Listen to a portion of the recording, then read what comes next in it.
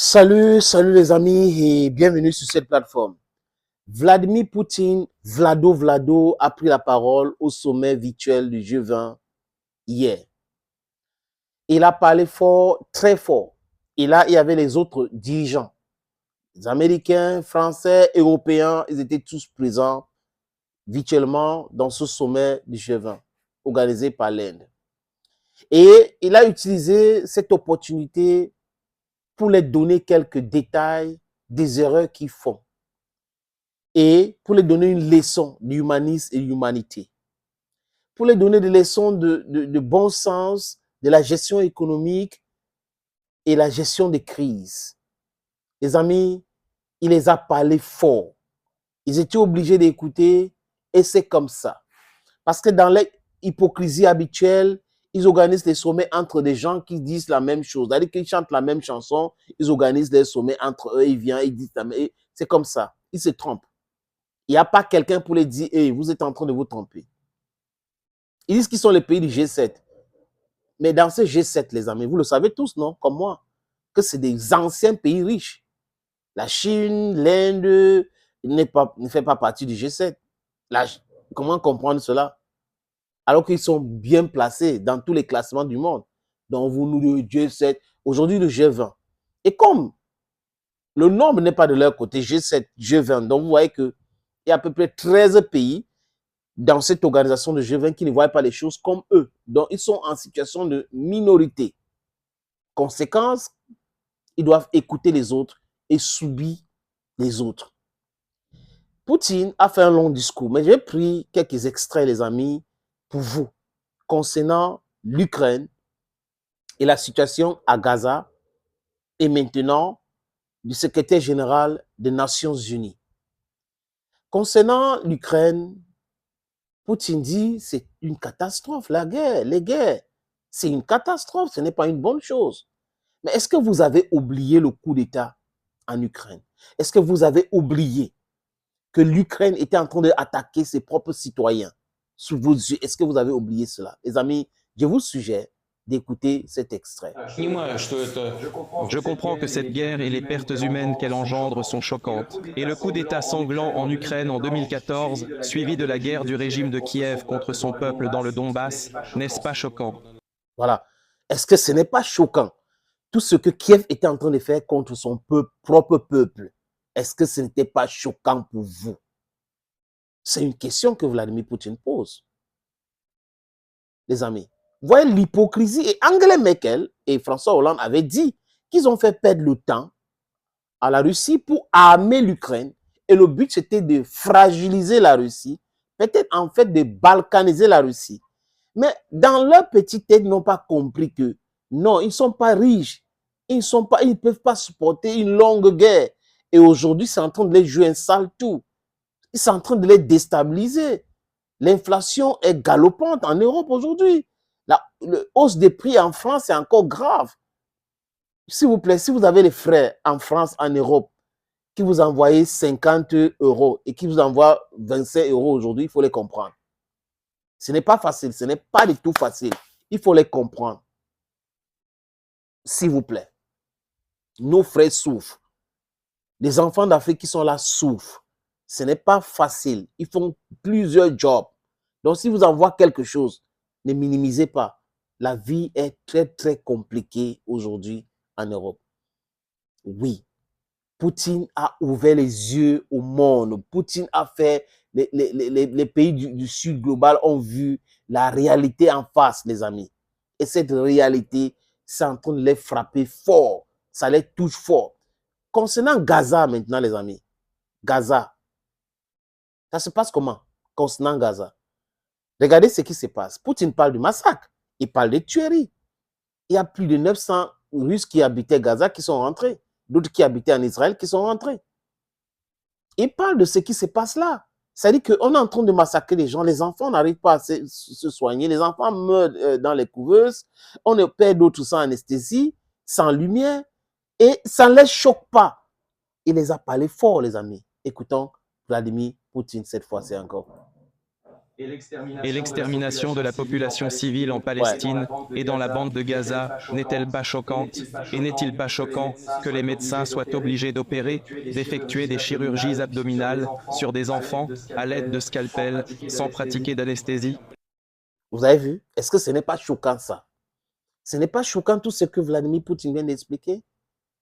Les gens sont là en train de dire telle ou telle autre chose est choquant. Mais ils oublient aussi qu'ils sont en train de faire des choses choquantes aux yeux du genre, aux yeux du monde. Ces deux poids, deux mesures est en train de fragiliser même leur propre narratif.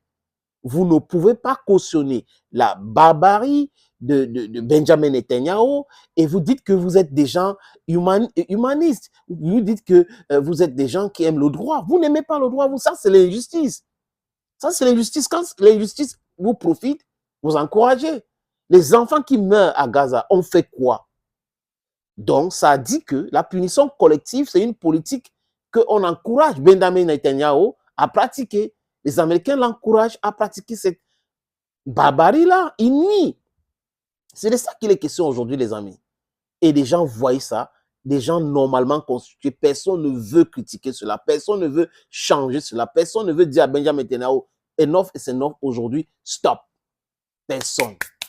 On continue business as usual et on le laisse en train de faire tout cela, en train de faire, c'est-à-dire que multiplier la souffrance. On nous dit que les Américains sont contre le fait que les gens quittent Gaza pour aller dans un autre territoire. Mais vous avez vu, la Jordanie a dit clairement que si cela commence, ils vont lancer la guerre contre l'Israël. Ils ne vont pas laisser. Donc, on est en train d'aller dans quelque chose de très explosif et le problème, c'est Benjamin Netanyahu. Ce n'est pas des Israéliens, hein. C'est Benjamin Netanyahu qui a cette politique de colonisation, cette politique de refuser systématiquement la création d'un État palestinien. Voilà le problème. Et ce monsieur est très dangereux même pour le monde entier, Benjamin Netanyahu, les amis. Même pour les Israéliens, j'ai vu les plateaux de télévision où les Israéliens disent que ce monsieur doit partir. Il crée les problèmes. Il crée les problèmes, les amis. Et on vous fait regarder, les amis, ces derniers extraits du discours de Vladimir Poutine que j'ai sélectionné pour vous. Je vous suggère donc, les amis, de l'écouter. N'est-il pas choquant que le secrétaire général des Nations Unies ait déclaré que Gaza était devenu un immense cimetière pour enfants? Donc, le secrétaire général des Nations Unies déclare que Gaza est devenu un immense cimetière pour les enfants. Et ça ne choque personne. Guterres l'a dit, ça ne choque pas Joe Biden, ça ne choque pas en Europe. C'est normal. Mais ailleurs, ils vont prétendre, oh les hommes, oh les enfants meurent, ce n'est pas normal, les petits ont fait ceci.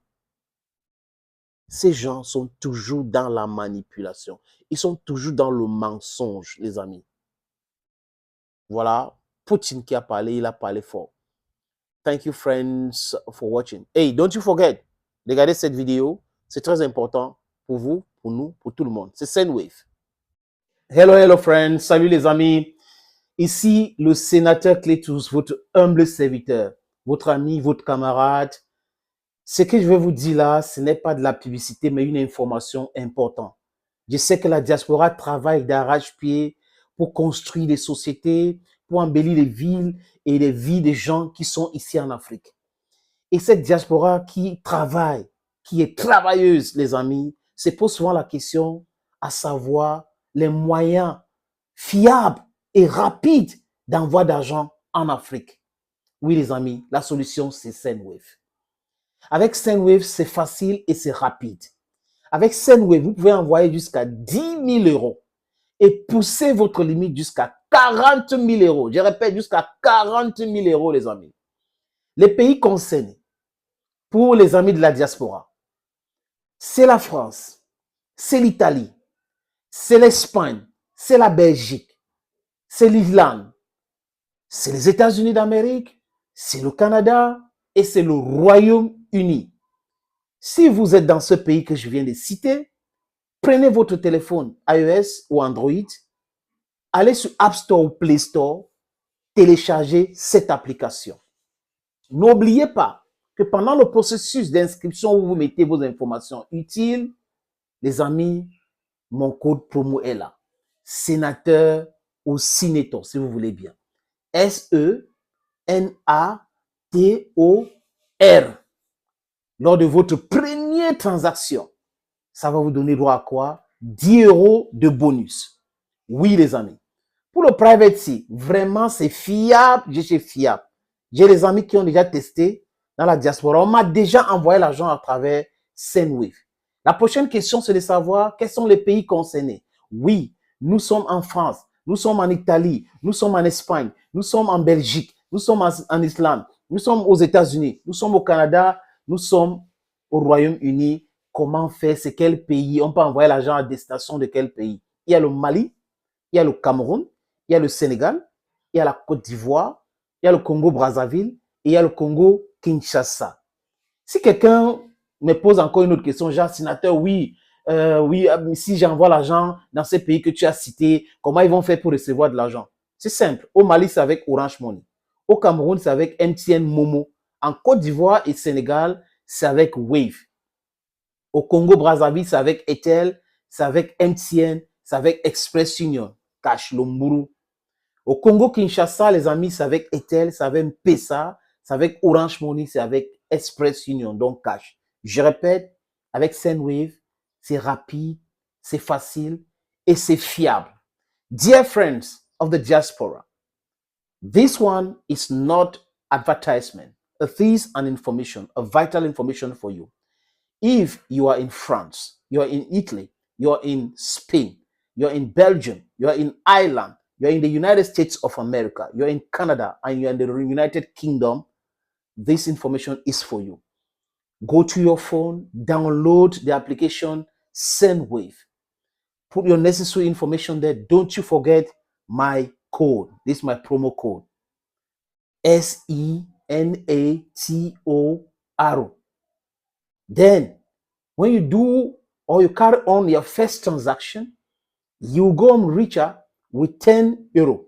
Yes, 10 euro. With Sendwave, you can send up to 10,000 euro a month. And then you can increase your limit to 40,000 euro. My friends, I know you love it. Try it. You will never regret. Thank you, Senator Cletus, your guy. Confidence. Bye-bye for now.